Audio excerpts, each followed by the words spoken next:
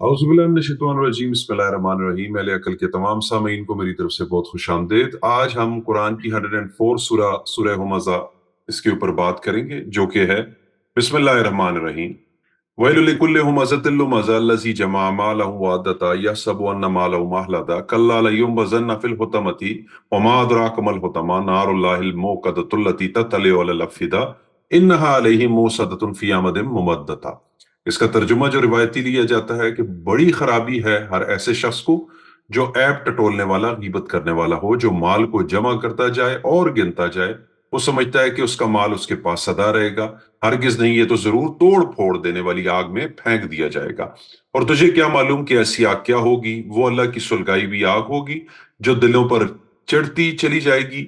वो उन पर हर तरफ से बंद की हुई होगी, बड़े बड़े सतूनों में। ठीक है, इसको लाइफ आफ्टर डेथ के साथ मंसूब किया जाता है और कहा जाता है कि लोगों को डराया जाता है और लोगों को फिर जो है वो वज़ाइफ के ऊपर और नेक काम जो कि मौलवी साहिबान के होते हैं उनकी जानिब लगाया जाता है। इसका असल जो है इंटरप्रिटेशन क्या है, कुरानिक पर्सपेक्टिव इसका क्या है?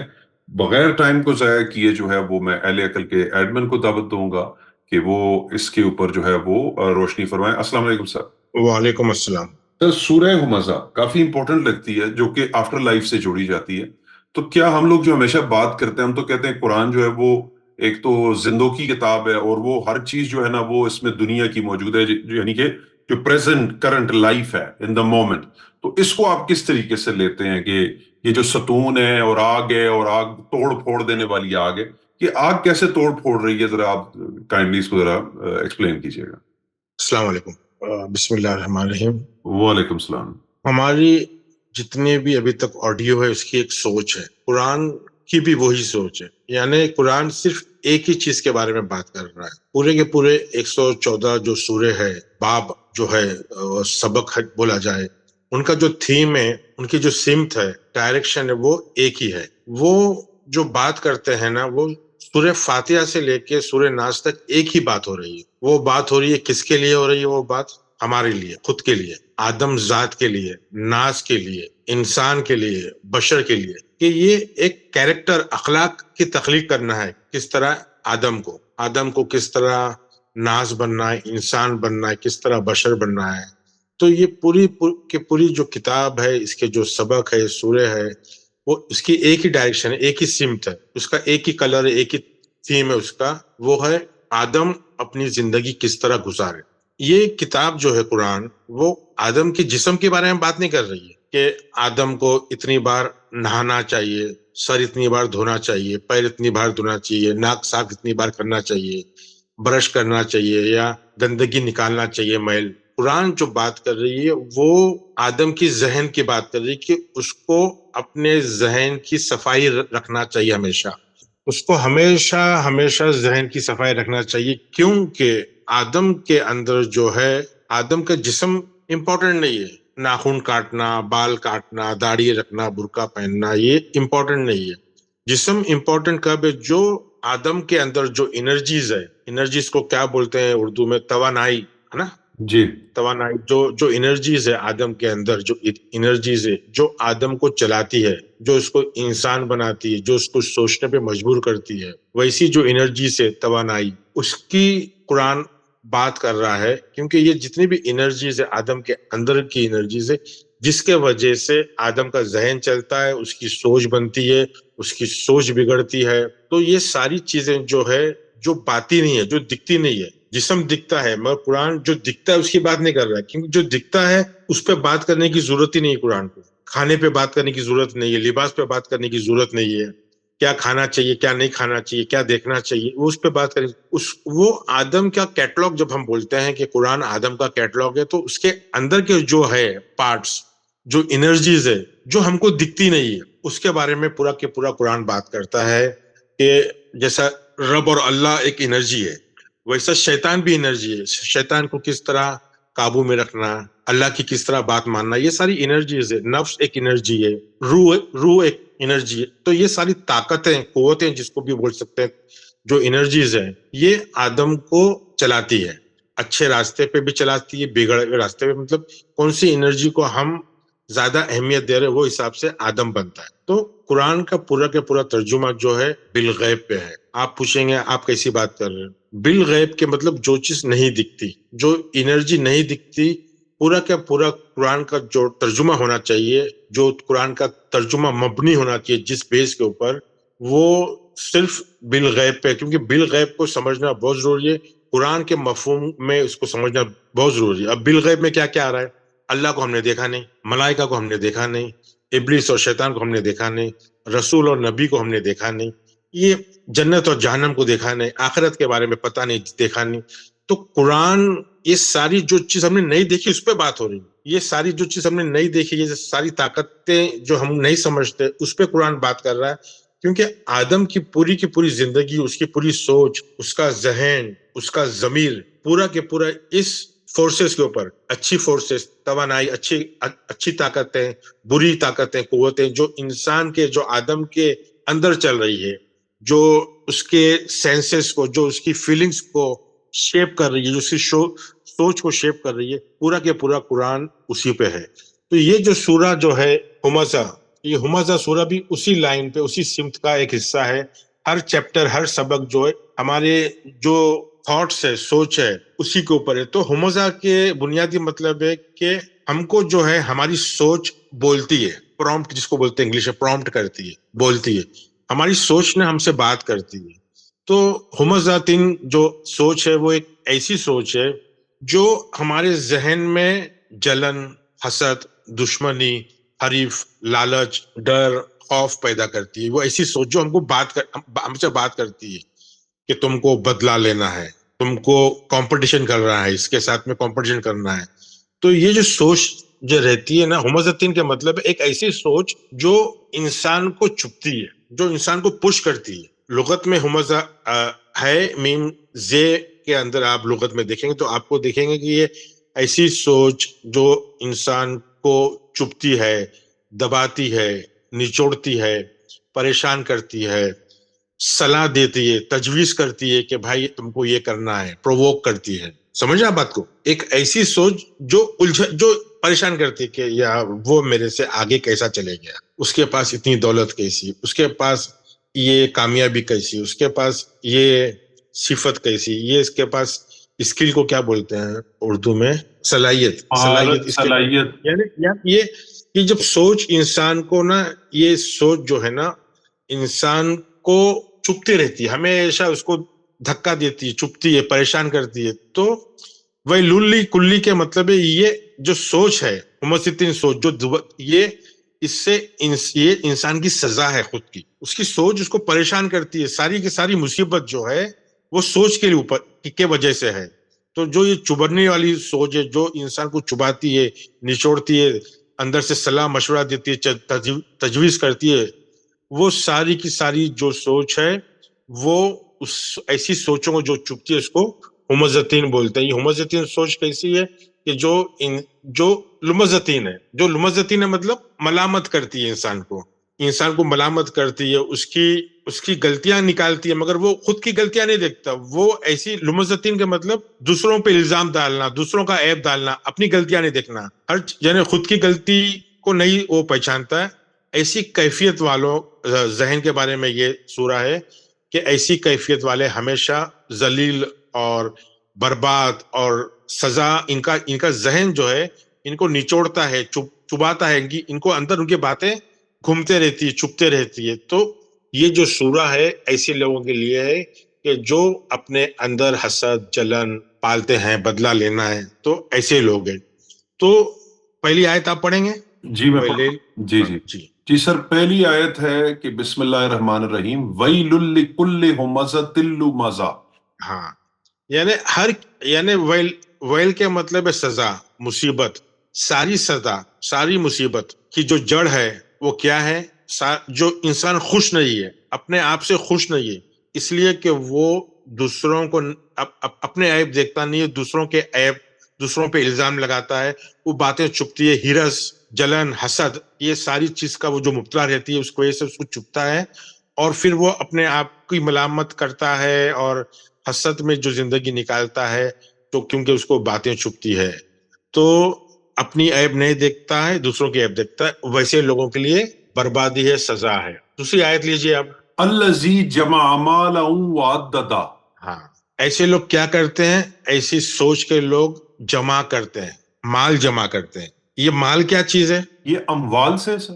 ہاں، اموال سے بھی ہے. اس کے دو روٹ ورڈ ہے. ایک مصدر اس کا میم واو لام، مول. مول کے مطلب ہمارے پاس جو ہے، ٹھیک، جو جو جس کا خود اختیار ہے، جس کے پاس ہے. تو ایسے لوگ جمع کرتے ہیں، مال جمع کرتے ہیں. ان کا مال کیا ہے؟ ان کا مال وہی ہے اندر جو ان کے پل رہا ہے. ان کے اندر کیا پل رہا ہے؟ جلن، حسد، ہرس. سمجھے؟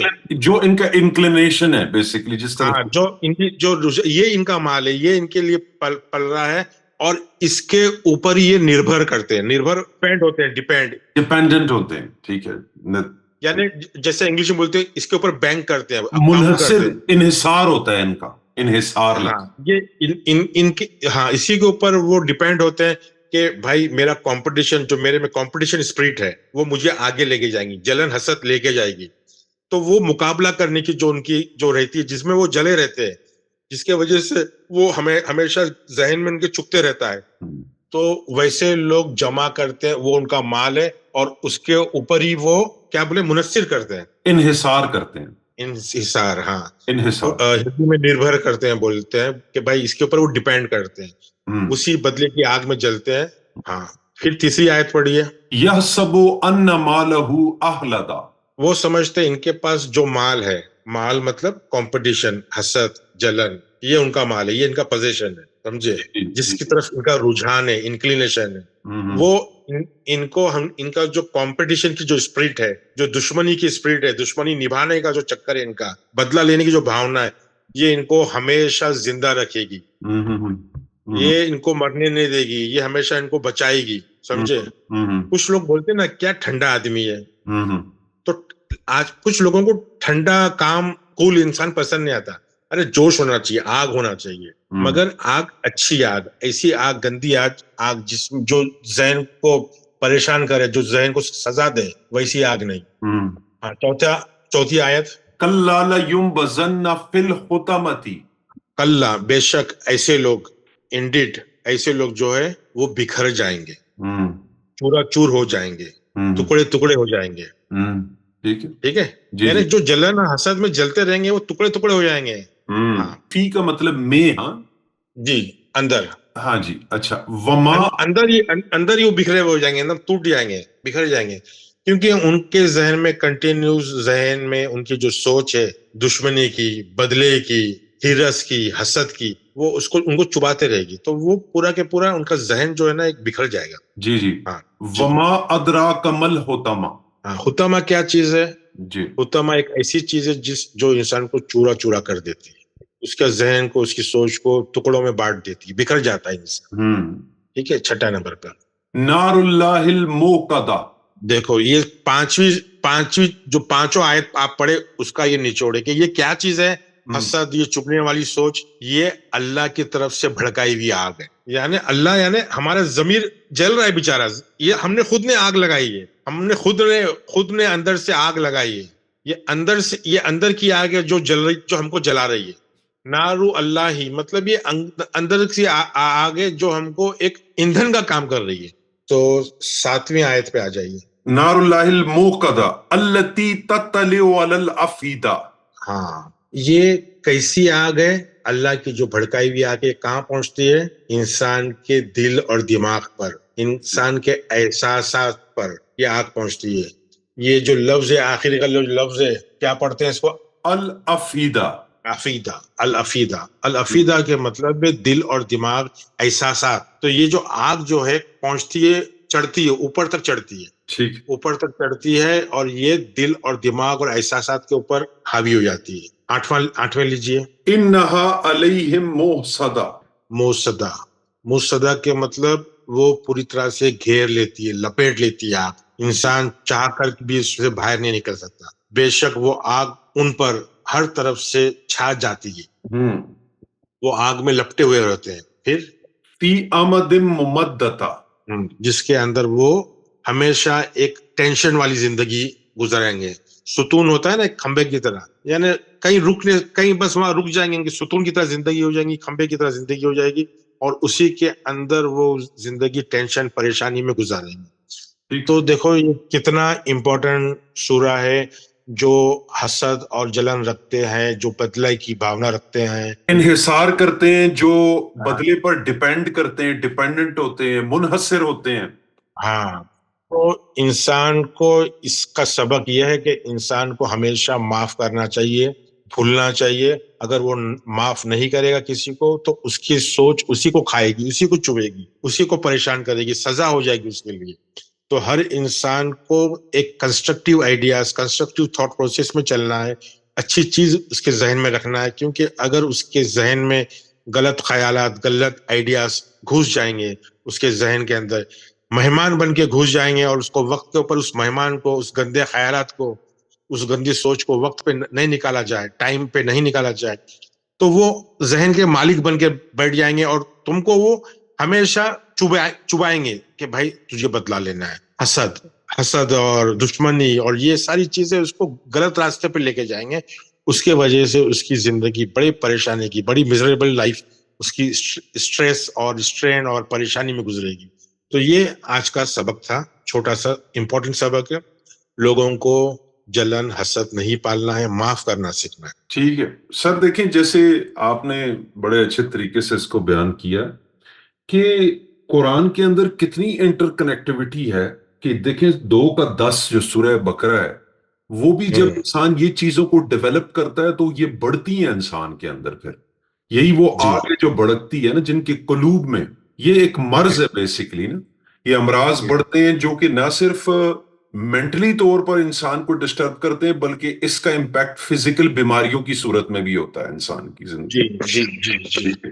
غصے کے ساتھ ہائی بلڈ پریشر ہوگا, ٹینشن ڈپریشن کے ساتھ جو ہے وہ ڈائبٹیز ہو جائے گی, انزائٹیز ہیں, ویریس کنڈیشنز جو نفس کو پاک کرنے کے جگہ پہ یہ ناپاک کر دیتی ہے. جی پوری آدم کی ذات برباد ہو جاتی, سزا ہو جاتی ہے, زندگی اس کے لیے سزا ہوتی ہے. جی تو یہی سورہ کا یہی سبق ہے آج کا. جی, تو ایسے تھاٹس کو جو ہے نا وہ پہلے انڈرسٹینڈ کرنا چاہیے کہ یہ ہیں کیا, ان کی روٹ کاز کیا ہے, کہاں سے آ رہے ہیں, کیوں ہو رہے ہیں.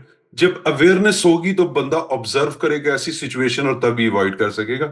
بہت بہت شکریہ سر. یہ تھا قرآن کی سورہ نمبر 104, جس کے اندر جو ہے وہ ہمزہ ڈسکس کیا, اور یہ ہمزہ وہ ایک ایسی کیفیت ہے کہ جس کے اوپر جو ہے نا, یعنی کہ جو ایک ڈیپینڈنٹ سوچ ہے, جس میں جو ہے وہ خوف, ڈر, بدلہ, لالچ وغیرہ کے بارے میں جو ہے نا یہ بات کرتی ہے, جو پرووک کرتی ہے بیسیکلی, جو ہماری سوچ ہم سے بات کرتی ہے. ٹھیک ہے, یہ سوچ ہمیں چبھتی ہے, ہمیں جینے نہیں دیتی, سونے نہیں دیتی, کیونکہ جس سراؤنڈنگ اور سوسائٹی میں ہم رہ رہے ہیں وہ سارا اسی قسم کا معاشرہ ہے. تو اس کے بارے میں سب سے پہلے اویئرنیس, اگر سکون چاہیے, اور اس کو اوائڈ کرنا چاہیے.